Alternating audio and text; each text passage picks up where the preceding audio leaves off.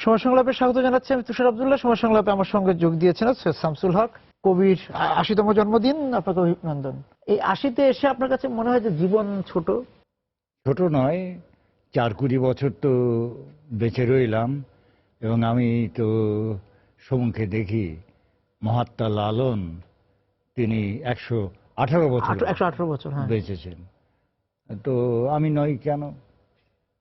আর তাছাড়া এখনো মানে আপনার জীবনযাত্রার মাইল ফলক মানে ওরকম দূরবর্তী জায়গায় রেখেছে। হ্যাঁ রেখেছি, মানে তো আমাদের নিজেদের ভেতরেই রয়েছে এরকম একটা সময় সীমা, আয়ু সীমা। আর তাছাড়া এখনো তো আমি সেই প্রথম দিনের মতো নিজেকে বোধ করি, যখন প্রথম লিখতে শুরু করেছিলাম সেই রকমই নিজেকে বোধ প্রতিদিনই করি। নতুন মনে হয় না? নতুন নয়, প্রথম মনে আচ্ছা, হয়। প্রথম মনে হয়। প্রথম মনে হয় লেখার টেবিলে যখন বসি তখন মনে হয় না যে এর আগে আমি কখন লিখেছেন? লিখেছি কিছু বা অনেক কিছু লিখেছি। মনে হয় এটাই প্রথম আবার শুরু করছি, গল্প, কবিতা, যাই লিখি না কেন। ক্রিজের নতুন ব্যাটসম্যানের মতো। সেই, হ্যাঁ, খেলার উপমাটা ভালোই, কিন্তু আমি আবার খেলার মানুষ না, খেলা দেখিও না, খেলা সম্পর্কে আমার ওই একটি বিষয়ে আমার তা কিন্তু জীবন তো এক ধরনের খেলাই। হ্যাঁ, খেলা তো বটেই, আবার ওই যে নাটক যে লিখি, নাটকে ইংরেজিতে প্লে বলে। প্লে বলে। হ্যাঁ, কাজেই হ্যাঁ, বটেই তো, খেলা তো বটেই। না, it was a good game. It is এবং 80 এই যে years. এই যে নাটকে গেম বলা হয়, বা আমরা জীবনকে, আপনিও বললেন যে গুড গেম, সেখানে হার জিত তো আছেই, হেরে যাওয়া, আমি জিতলে। সেটা কোনো আচ্ছা। পরোয়া করি না।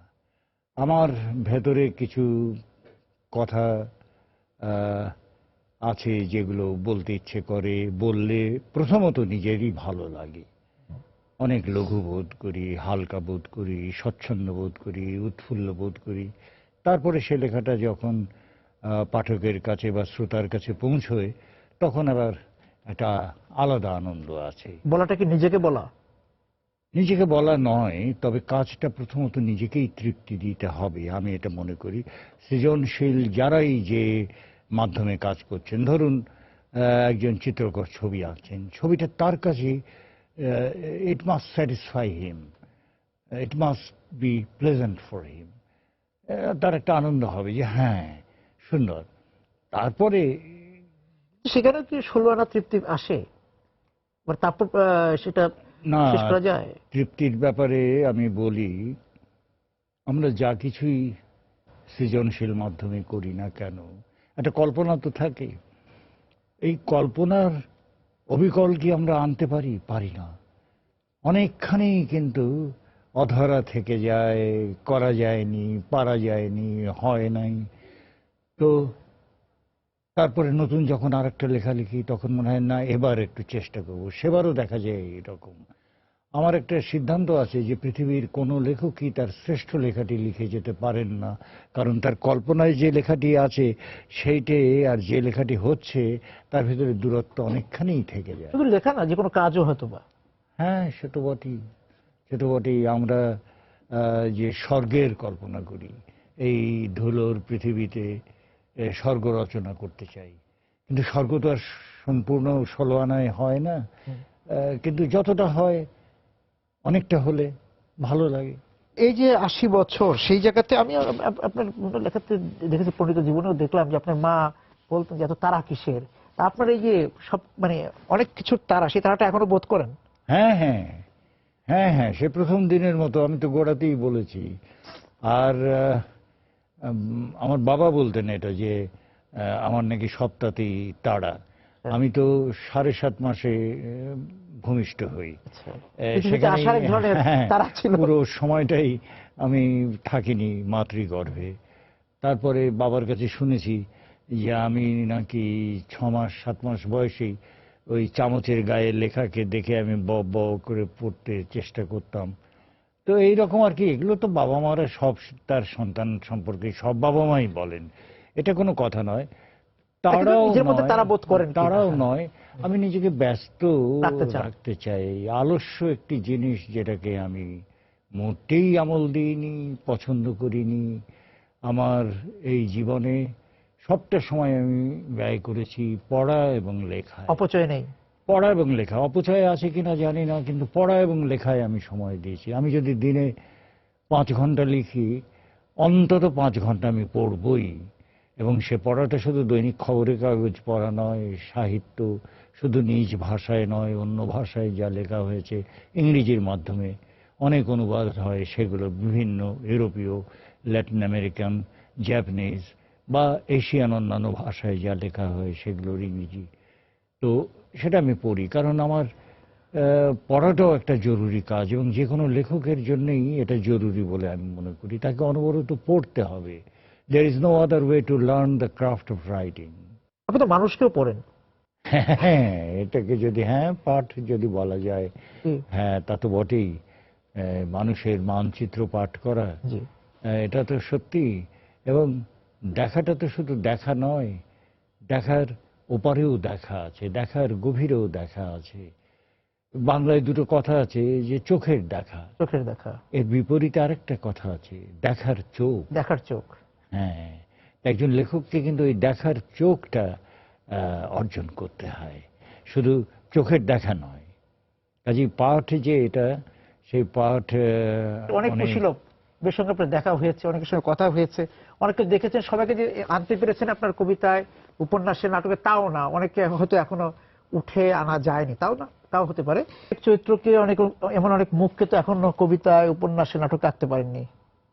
সেটা ধরলা মানে পারের মানুষ হতে পারে, ঢাকার মানুষ তো বটেই, মানুষ তো বটেই, মানুষ তো আর হাত পা সমেত একটা প্রাণী নয়। না। তার ইতিহাস আছে, তার সংস্কৃতি আছে, তার সংগ্রাম আছে, তার স্বপ্ন আছে, আবার এর বিপরীতে স্বপ্ন ভঙ্গ আছে, উত্থানের বিপরীতে পতন আছে, বিপর্যয় আছে, আবার উত্তরণ রয়েছে। এই সবটা মিলিয়ে পড়া। আর মানুষকে আমরা যদি একটা কথা বলি, এই যে মানুষ দেখার কথা প্রাথমিক স্তরেই বলি, আমি কখনোই গাড়ির জন্য অপেক্ষা করে বা বিমানের জন্য অপেক্ষা করে বা বাসের জন্য অপেক্ষা করে যদি ঘন্টার পর ঘন্টা অপেক্ষা করতে হয়, আমি কখনো বোর্ড হই না বা বিরক্ত হই না। তার কারণ হচ্ছে আমার আশেপাশের মানুষকে আমি দেখি। স্টেশনের মানুষ। আমি আমি এক একটা মানুষ এক একটা গল্প, এক একটা মানুষ এক একটা গল্প। একটা মানুষ হয়তো আমি দেখছি যে সবাই যেখানে হয়তো ঘরে টেলিভিশন চলছে, একটা বিশ্রাম জায়গায়, মনে করুন বাস স্টেশনে, সবাই দেখছে হো হো করে হাসছে, একটা মানুষ বিষণ্ণ হয়ে বসে হয়তো কাগজ মোচড়াচ্ছে। কি তার কথা? বা নিজের করতল দেখছে। হ্যাঁ, কিছু একটা আছে। হ্যাঁ। তো এইটা হচ্ছে একেবারেই প্রাথমিক স্তরে দেখা, কল্পনা করা মানুষটির গল্প। তো এটা তো হচ্ছে প্রাথমিক স্তরের ব্যাপার। তারপরে যেমন আমার অধিকাংশ গল্পের মানুষগুলো আমার সেই এলাকার, যে এলাকায় আমার জন্ম, কুড়িগ্রাম, কুড়িগ্রাম। সেখানকার মানুষদের নিয়েই আমার গল্পগুলো। তাদের ভেতরেই আমি সমগ্র মানব জীবনকে আমি প্রত্যক্ষ করতে পারি। নানা রকম তাদের কৌতুক আছে, লড়াই গম্ভীরতা আছে। আছে, লড়াই আছে, বিজয় আছে, তাদের বা কিছুই নেই, একেবারে শূন্যতার ভেতরে তারা সমস্ত কিছু। এবং মানুষের যে কতগুলো মৌলিক অনুভূতি আছে, সেই মৌলিক অনুভূতিগুলো কিন্তু 5, 10, 20 হাজার বছরেও কিন্তু বদলায়নি। হ্যাঁ, বদলায়নি, সেটা মৌলিক। বদলায়নি। হ্যাঁ। যেমন সন্ধ্যার আকাশে প্রথম যে তারাটি ফুটলো, সেই তারাটিকে দেখে আমি যেমন তাকিয়ে একবার দেখি, 20,000 বছর আগে একজন গুহা মানবও কিন্তু সেভাবে ওই তাকাতেন। রকম ভাবে হঠাৎ সন্ধ্যার দিকে তাকিয়ে তার অবাক হয়েছে। কিংবা আমি যখন ধরা যাক ময়নামতিতে গেছি, 700-800 বছরের পুরনো সেই বৌদ্ধ বিহার, সেই যেখানে ছাত্ররা পড়তেন। পড়াশোনা হ্যাঁ। করতো, তাদের কুলুঙ্গিগুলো দেখি। এবং যখন দেখি আকাশে মস্ত চাঁদ উঠেছে, এই চাঁদ তারাও দেখেছে। 700 বছরে তো চাঁদের চেহারা পরিবর্তন হয়নি। তাদের কল্পনা করবার চেষ্টা করি। এটা হচ্ছে আর এক স্তরের ব্যাপার। আবার রয়েছে কতগুলো মৌলিক বিষয়। ক্ষুধা, এই ক্ষুধা মানুষকে কিভাবে তাড়িয়েছে, মনের ক্ষুধা, শরীরের ক্ষুধা। তারপর জয় পরাজয়, সে ছোট পর্যায়ে হোক বা বৃহৎ ঐতিহাসিক পর্যায়ে হোক, এগুলো মানুষকে কিভাবে স্পর্শ করে গেছে বিভিন্নভাবে। মানুষকে দেখা মানে কি, এই এটা মানুষের মানচিত্র কি হক ভাই, এই যে কুড়িগ্রামের মানুষের যে মানচিত্র, আর এই যে নগরের মানচিত্র, তারপরে গুলশানের মানুষের মানচিত্র। গুলশানটা বললে আমি ওখানে থাকি বলে। না, এই যে নগর বুঝাতে বললাম। এক সময় গুলশানে থাকাটা মানে অনেকের কাছে মনে হতো আমার একটা অপরাধ, যে মানুষ চিনব কি করে না, আমি বলছি ওইরকম নগর একটি বিলাসবহুল হিসাবে। জায়গাতে থাকলে। ঢাকা হিসাবে হ্যাঁ সেটাই হ্যাঁ, বলেন। ঢাকাতে। আর এই ঢাকাকে তো গড়ে উঠতে দেখেছি সেই একটি ছোট্ট শহরে। আমি যখন 48 সালের মার্চ মাসে প্রথম ঢাকায় আসি, 1948 সালে, তখনও পাকিস্তানের বয়স 8-9 মাসের বেশি হয়নি। সে সময় মাত্রই 3.3 লাখ মানুষের শহর ছিল। ঢাকা। আর ওই নবাবপুরের ওই দিকটাই ছিল শহর। সেইখান থেকে তো আজকে একটা 1.25 কোটি মানুষের একটা মহানগরী, metropolis, one of the most thickly populated শহর। city G. of the world, আজকে ঢাকা। এই বিবর্তনটা দেখেছি। মানুষের এই যে একটু আগে বলছিলেন যে মৌলিক অনুভূতি, সেটা কিন্তু গ্রাম কি নগর এক। সব জায়গায় এক। এমনকি মহাশূন্যে যদি কোনো কালে মানুষ কলোনি স্থাপন করে, বসতি স্থাপন করে, সেখানেও প্রেম থাকবে, প্রত্যাখ্যান থাকবে, বিরহ থাকবে, ঝগড়া থাকবে, সবকিছুই থাকবে। আকর্ষণ থাকবে, বিকর্ষণ থাকবে, সবকিছুই থাকবে। এই মৌলিক অনুভূতিটাকে ব্যবহার করেই লেখেন। আর যদি গল্প ধরা যাক, গল্প, কোটি কোটি গল্প লেখা হয়েছে। পৃথিবীর কত ভাষা, কত কাল থেকে কত লিখে গল্প আসছেন। লেখা হয়েছে। নতুন গল্প লেখার কোনো সম্ভাবনা নেই। সেখানে নতুন আঙ্গিকে, পুরোনো গল্পগুলি ফিরে ফিরে আসে। নিশ্চয়ই পুরনো অনুভূতিগুলো, পুরনো অভিজ্ঞতাগুলো ফিরে ফিরে আসে। নতুন আঙ্গিকে বলতে হয়। এই আঙ্গিকটা খুব জরুরি। আচ্ছা। এটা আমি যারা মানে উপস্থাপন ভঙ্গিটা নতুন, জি। শুধু ভঙ্গি নয়, এর করণ কৌশল, এর নির্মাণ কৌশল, দেখার কৌশল, দেখার হ্যাঁ জায়গা। হ্যাঁ, এগুলো মানে উপস্থাপনার কৌশল আছে। এবং লেখাটা বস্তুত পক্ষে একটা সিরিজ অফ সিগন্যালস, একটা সংকেত মালা। আমরা পাঠকের মনে, শ্রোতার মনে সংকেত পাঠাই, এবং সেই সংকেতের সাহায্যে শ্রোতা বা পাঠক নিজের মনে সেই জিনিসটাকে গ্রহণ করেন এবং ছবিটাকে গড়ে তোলেন। আমি যখন, ধরা যাক, এই পথের পাঁচালীতে বিভূতিভূষণ লিখেছেন সেই গ্রামের কথা, কেমন সেই গ্রামের কথা যে লিখেছেন, সেই ধানক্ষেত, সেই কাশবন, সেই দূরে রেল লাইন, যখন পড়া হয়, আমরা কি সেই রেল লাইনটা দেখি যেটা আমার দেখা রেল লাইন দেখি, আমার দেখা, পাঠকের দেখা যেটা, সেইটাকে আমরা কল্পনা করি। আমার মনে পড়ে যে ছোটবেলায় যখন আমাদের নবীজির গল্প বাবা শোনাতেন, বললেন খেজুর গাছের কথা বলতেন, তা আমি আমার মামা বাড়ির খেজুর গাছটাকে কল্পনা করে উঠতাম যে একদিন তিনি খেজুর বাগানে গিয়েছেন। আমি কল্পনা করতাম ওই মানিকগঞ্জে আমার মামার বাড়িতে যে খেজুর বাগান দেখেছি। এইভাবে কিন্তু মানুষ নিজের অভিজ্ঞতার সঙ্গে মিলিয়ে নেয় না, তার ভেতরে স্থাপন করে, মেলানো নয়, জিনিসটাকে স্থাপন করে, নিজেকে সেখানে নিয়ে যায়। আবার অনেক সময় স্থাপন না করেও মনে হয় যেন হ্যাঁ এরকম হতে পারত। যেমন রবীন্দ্রনাথের গানে আছে যে সেদিন দুজনে দুলেছিল বনে, ফুলো ডোরে বাঁধা ছিল না। আমি জীবনে ঝুলনায় ঝুলিনি, ফুলো ডোরে বাঁধা ছিল না তো দূরে থাক। আর দুজনে মানে সেরকম কেউ কেউ মানে পাইনি যে যার সঙ্গে দোলনায় দুলেছি, কিন্তু জিনিসটা আমাকে স্পর্শ করে। মনে হয় যে হ্যাঁ, একটা সুন্দর একটা পরিস্থিতি, সুন্দর একটি অভিজ্ঞতা, যেতে ইচ্ছে করে। যে সেদিন দুজনে দুলেছিল বনে, ফুলো ডোরে বাঁধা ছিল না, আকাশে আকাশে আছিল ছড়ানো তোমার হাসির তুলনা। তখন মনে হয় যত আমার প্রিয় ব্যক্তির হাসি দেখেছি, নারীর হাসি দেখেছি, আকাশে আকাশে যেন পূর্ণিমার আলোর ভেতরে তারই একটা তুলনা পাই। এই যে এগুলো কিন্তু প্রত্যক্ষ অভিজ্ঞতায় নেই, দেখিও নি, জানিও নি, কিন্তু বলার সঙ্গে সঙ্গে একটা ভাব আমার ভেতরে সঞ্চারিত হয়, নিজেকে সেখানে নিয়ে যাবার ইচ্ছে জাগে। এইটি হচ্ছে মানে একজন সাহিত্য পাঠকের মানে কাজটা। ভাই, আপনি নিজেই বলেছেন আপনার বিভিন্ন লেখাতে যে এক জীবনে মানুষ বহুবার জন্ম নেয়, বহুবার তার মৃত্যু হয়। এটা যে কোনো মানুষ একটু নিজের দিকে যদি স্থির হয়ে তাকায় তাহলে দেখবে যে তার অনেকগুলো পর্বে বিভক্ত তার জীবন। ছাত্র জীবন, প্রত্যেকের একটা ছাত্র জীবন আছে। এই ছাত্র জীবনের কথা বয়সী জীবনে এসে মনে হয় যেন অন্য কোনো বালকের কথা, অন্য কোনো বালিকার কথা, যখন স্কুলে যেত, যখন পড়াশোনা করত, যখন নিজেকে শিক্ষিত করে তুলছে। কিন্তু মনে হয়, আমার কাছে মনে হয় যে সেই জীবনটা একটা জায়গায় গিয়ে যেন শেষ হয়ে গিয়ে লোকটা জন্ম নিচ্ছে, মানুষটা জন্ম নিচ্ছে আবার। সেই জন্য আমি বলি যে এক জীবনের ভেতরে অনেক জীবন আমি ধারণ করেছি।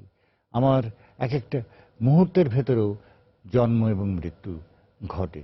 এটা এর চেয়ে আমি বিশদ করে ব্যাখ্যা করতে পারবো না। যেমন আমি একজন, মনে করেন একজন সরকারি কর্মকর্তা, তিনি দফতরে যেরকম বাড়িতে কি সেরকম, না, তার বন্ধুদের আসরে কি সেরকম, বা তিনি যখন তার ক্লাবে যান, অফিসার্স ক্লাবে যান, তখন কি সেখানে সেরকম? পাল্টে যান। হ্যাঁ, পাল্টে যান না, অন্য মানুষ। হ্যাঁ। অন্য মানুষ। অনেক সময় হয় এরকম যে আমরা যাকে খুব ভালো মানুষ জানছি, আরেকজন হয়তো তাকে হিসেবে জানে যে দেখেননি। খারাপ মানুষ হিসেবে।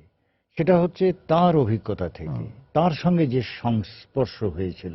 কাজে সেদিক থেকে একের ভেতরে কিন্তু অনেক মানুষ থাকে। আসলে পারসেপশন, কার কাছে আমি কিভাবে প্রতিভাত, কার কাছে কিভাবে আমি উপস্থিত। অনেক সময় যেমন আমি বলি, একজন কবি, তিনি কবিতা লিখছেন, যুদ্ধের কবিতা লিখছেন, প্রেমের কবিতা লিখছেন, সম্পূর্ণ কিন্তু দুটো ভিন্ন ব্যক্তিত্ব। যদি এক ব্যক্তিত্ব হয়, সেটা এইখানে যে তিনি যুদ্ধও যেমন একটি ভালোর জন্য করছেন, প্রেমও একটা ভালো কিছু জন্য তিনি করছেন। এইটাই হচ্ছে তার কমন ফ্যাক্টর, কিন্তু বাকিটা সম্পূর্ণ আলাদা। এইটাই আমাদের বুঝতে হবে। তো একের ভেতরে অনেক মানুষ, এবং একটা মানুষের অনেকবার মৃত্যু এবং জন্ম হয়, এবং এই মৃত্যুটা কিন্তু একেবারে চোখের পানি ফেলবার মতো মৃত্যু নয়, এর ওপরেই আরেকটা দাঁড়িয়ে থাকে, একটা জন্ম।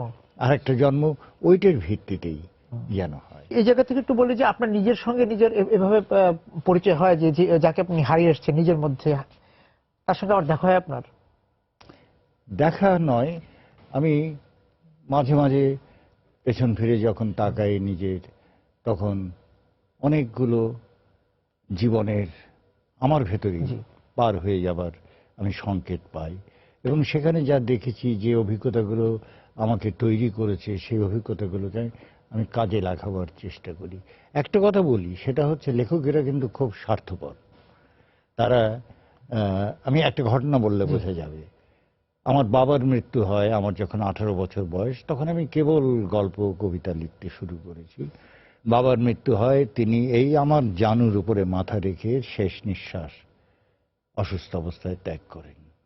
এবং যে মুহূর্তে উনি চোখটা বুজে এলো, ওর শেষ নিঃশ্বাসটি বেরিয়ে গেল, আমি ওর মাথাটি নামিয়ে রাখলাম এবং চাদর দিয়ে ঢেকে দিলাম।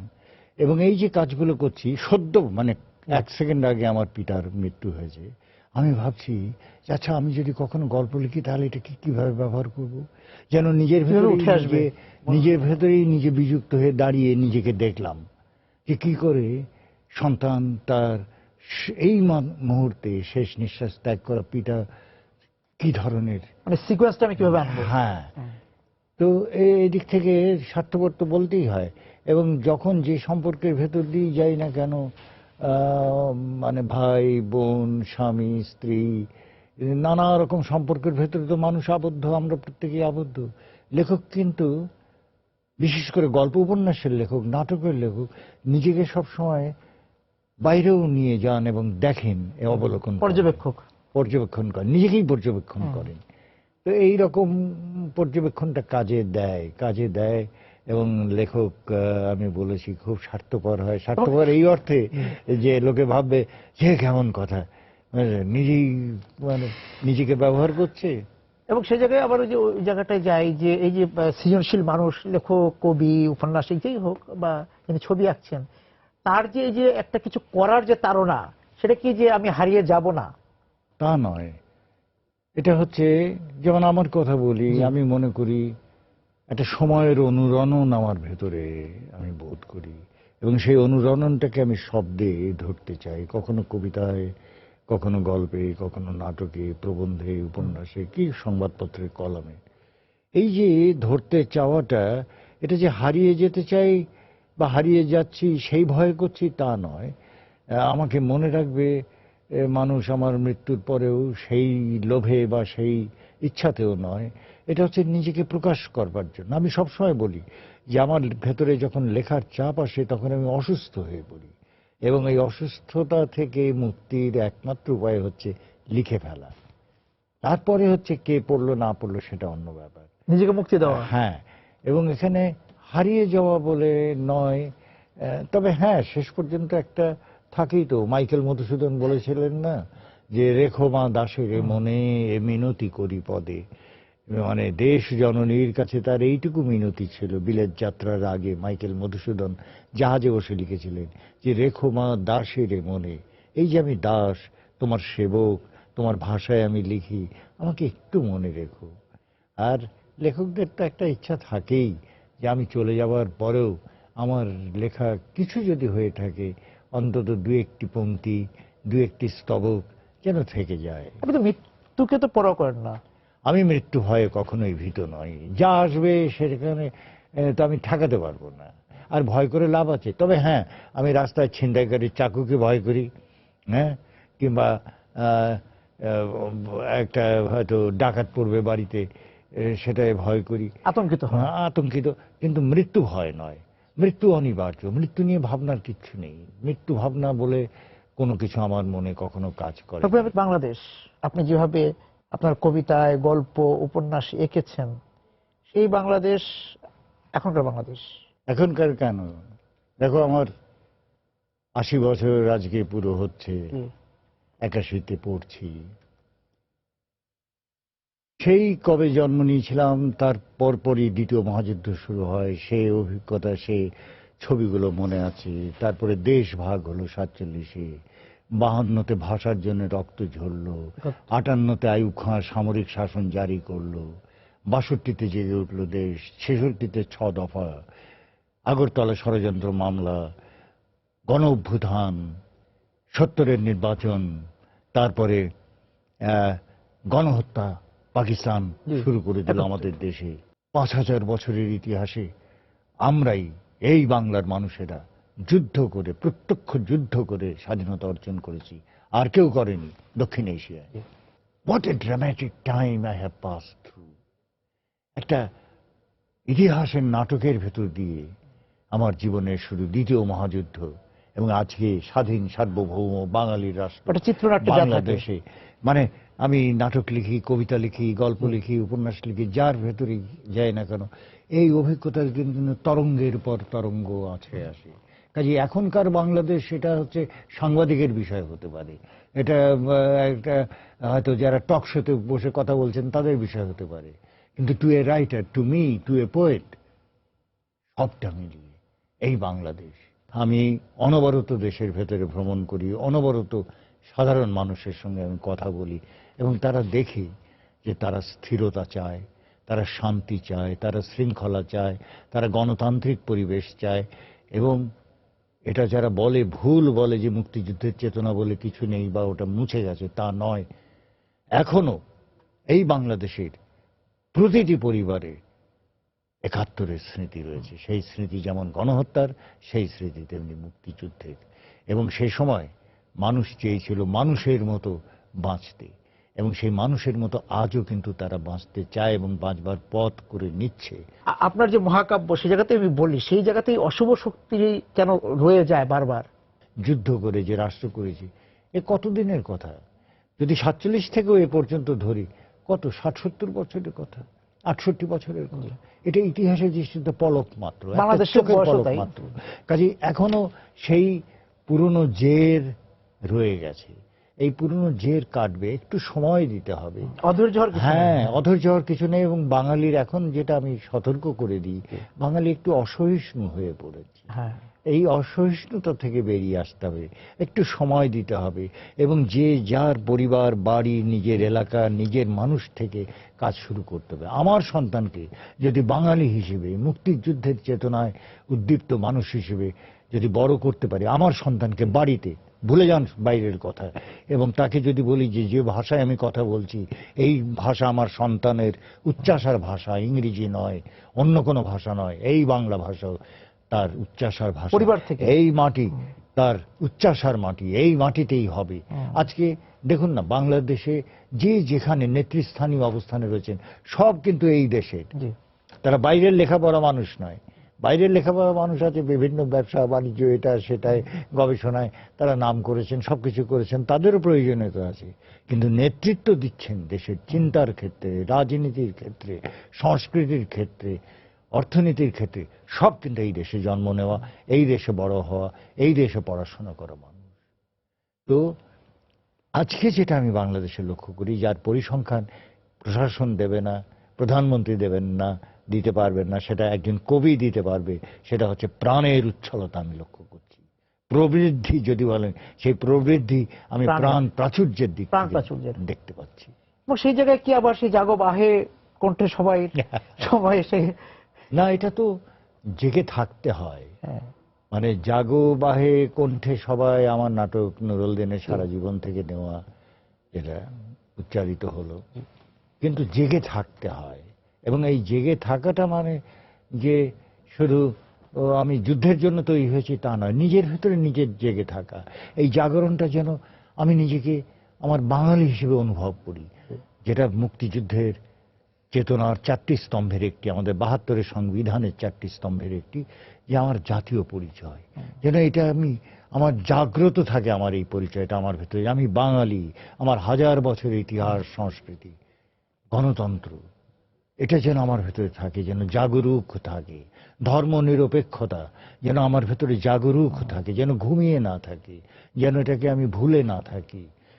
সমাজতন্ত্র, যেটার কথা খুব কম উচ্চারিত হয়, 72-এর সংবিধানের একটি স্তম্ভ হচ্ছে সমাজতন্ত্র, সাম্য, মানুষে মানুষের সমান অধিকার এবং সম্পদের প্রতি সমান অধিকার, রাষ্ট্রের দায়িত্ব প্রতিটি নাগরিকের জীবনে। সেই জায়গা থেকে হবে আমরা বলতেই পারি যে আপনার জন্মদিন অন্তত আমরা এটা প্রত্যাশা করতে পারি যে প্রাণের উচ্ছ্বাসে প্রবৃদ্ধি ঘটুক, এবং ঘটছে। এবং আপনাকে আবার অভিবাদন, এবং আশা করি যে 118কে আপনি পেরিয়ে যান, সেই শুভকামনা থাকলো। আজকে শেষ করছি।